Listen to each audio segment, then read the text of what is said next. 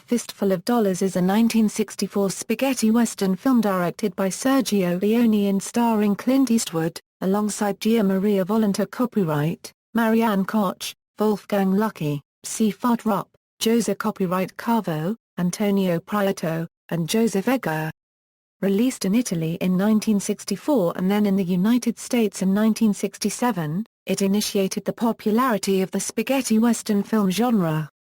It was followed by For a Few Dollars More and The Good, the Bad and the Ugly, also starring Eastwood. Collectively, the films are known as the Dollars Trilogy, or the Man with No Name Trilogy.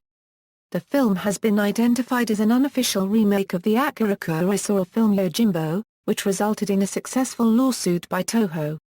In the United States, the United Artists publicity campaign referred to Eastwood's character in all three films as the Man with No Name.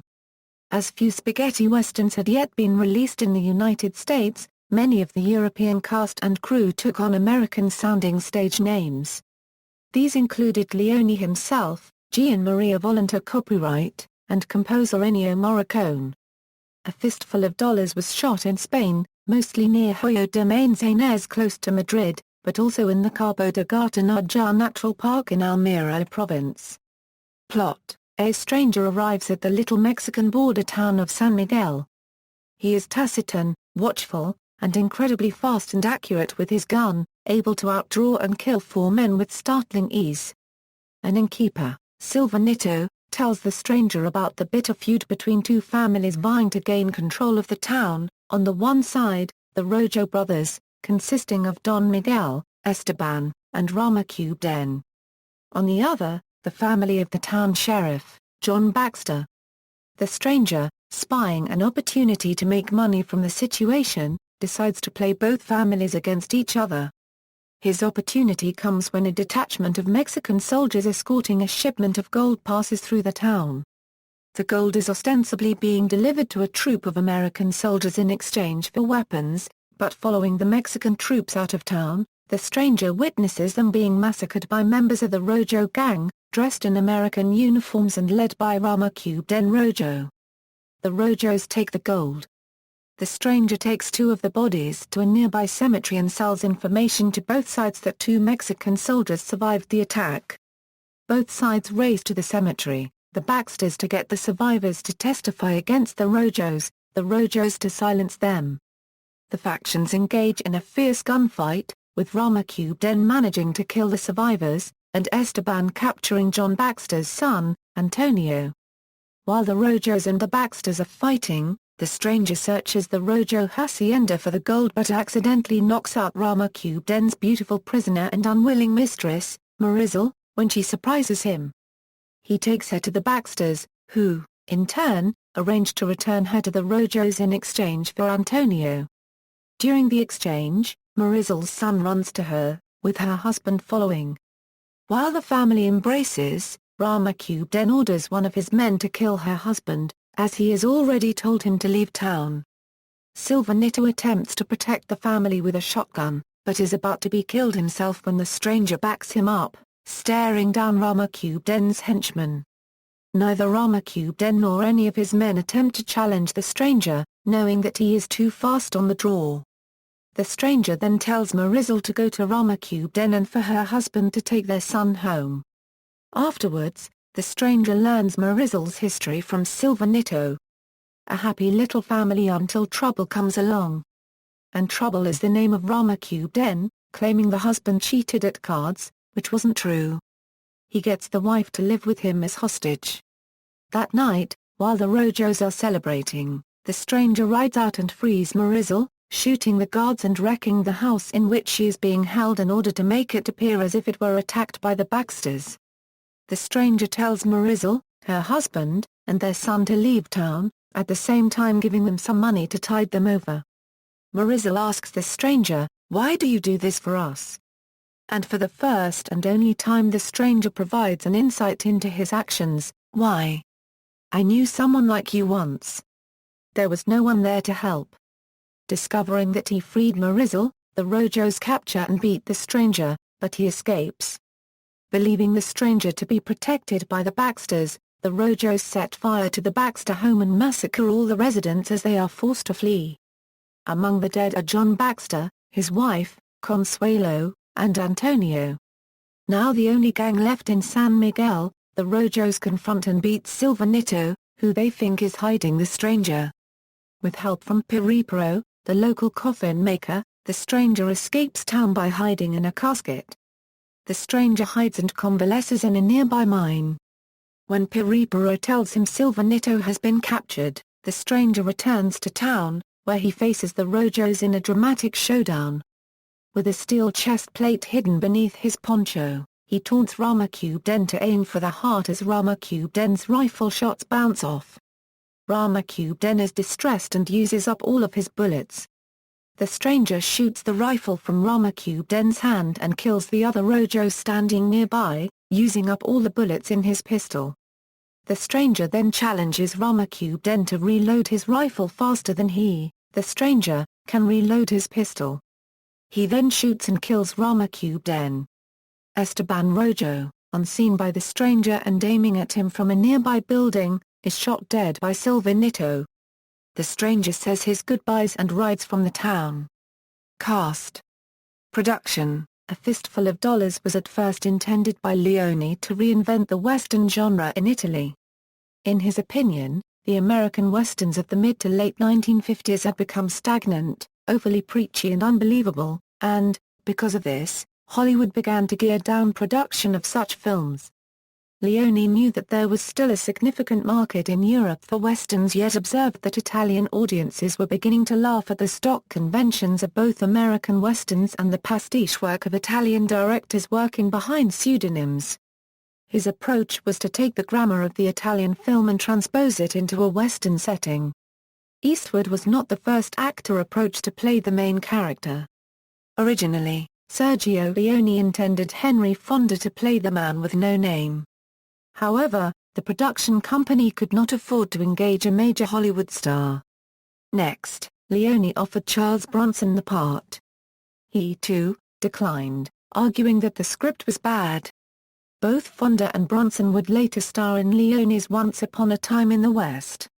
Other actors who turned the role down were Henry Silva, Rory Calhoun, Tony Russell, Steve Reeves, T.Y. Hardin, and James Coburn.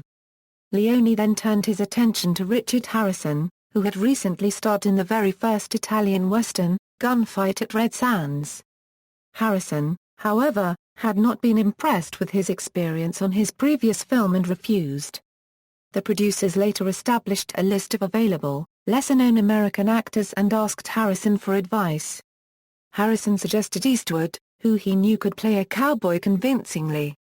Harrison later stated, "Maybe my greatest contribution to cinema was not doing Fistful of Dollars and recommending Clint for the part." Eastwood later spoke about the transition from a television western to Fistful of Dollars. "In Rawhide I did get awfully tired of playing the conventional white hat. The hero who kisses old ladies and dogs and was kind to everybody. I decided it was time to be an anti-hero." Eastwood was instrumental in creating the Man with No Name's distinctive visual style. He bought the black jeans from a sport shop on Hollywood Boulevard, the hat came from a Santa Monica wardrobe firm, and the trademark cigars come from a Beverly Hills store. He also brought props from Rawhide including a cobra-handled Colt, a gun belt, and spurs. The poncho was discovered in Spain. It was Leone and costume designer Carlos Smee who decided on the Spanish poncho for the Man with No Name. On the anniversary DVD for The Good, the Bad, and the Ugly, it was said that while Eastwood himself is a non-smoker, he felt that the foul taste of the cigar in his mouth put him in the right frame of mind for his character. Leone reportedly took to Eastwood's distinctive style quickly and commented that, "More than an actor, I needed a mask," and Eastwood, at that time, only had two expressions, with hat and no hat. Because A Fistful of Dollars was an Italian-Spanish co-production, there was a significant language barrier on the set.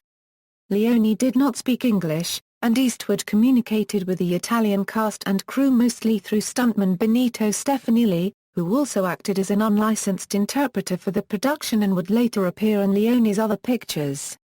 Similar to other Italian films shot at the time, All footage was filmed silent and the dialogue and sound effects were dubbed over in post-production.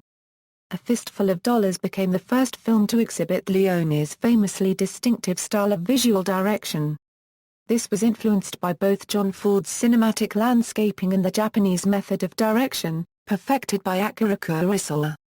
Leone wanted an operatic feel to his western, and so there are many examples of extreme close-ups on the faces of different characters that function like the arias in a traditional opera.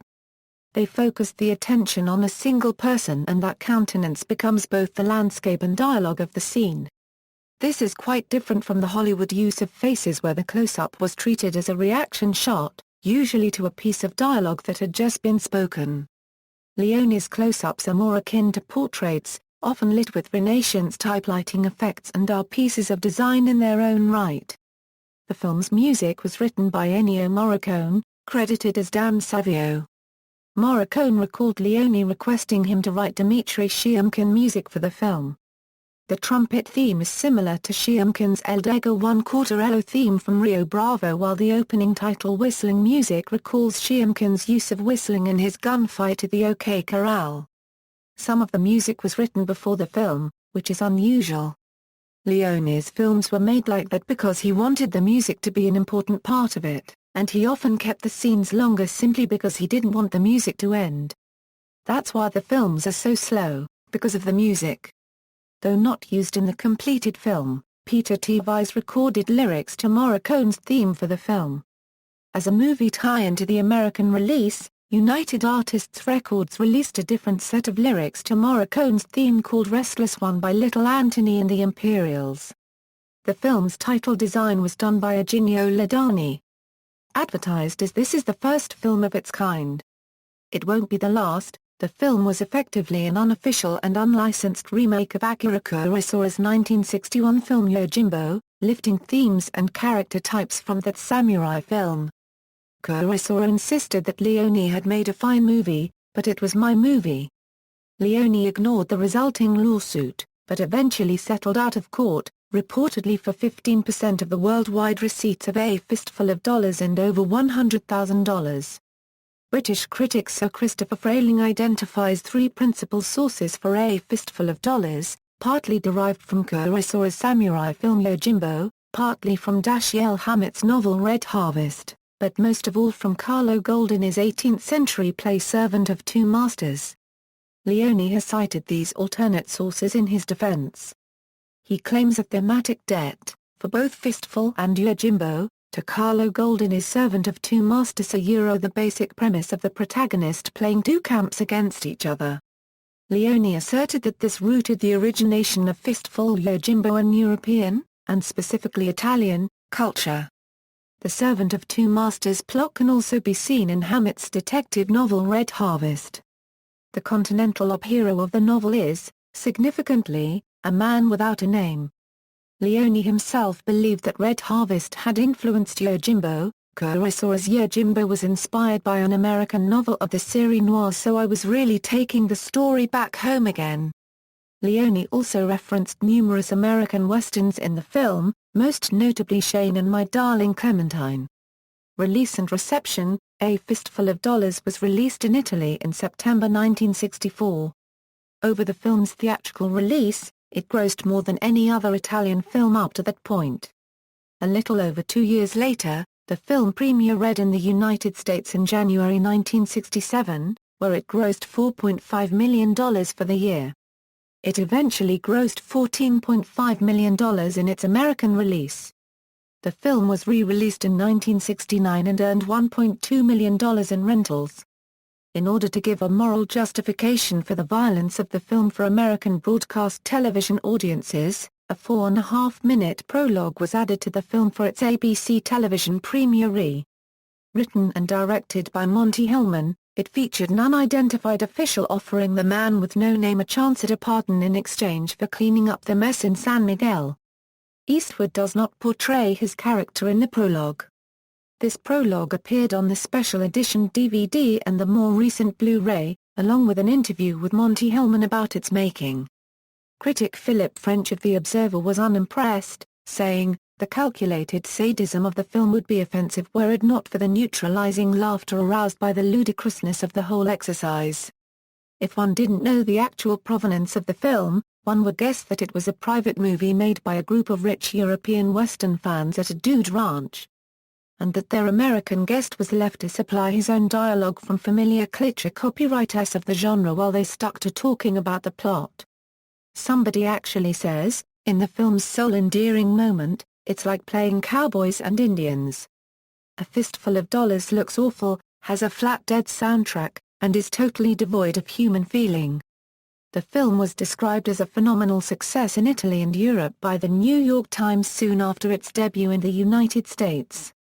Bosley Crowther stated that nearly every Western cliché could be found in this egregiously synthetic but engrossingly morbid, violent film.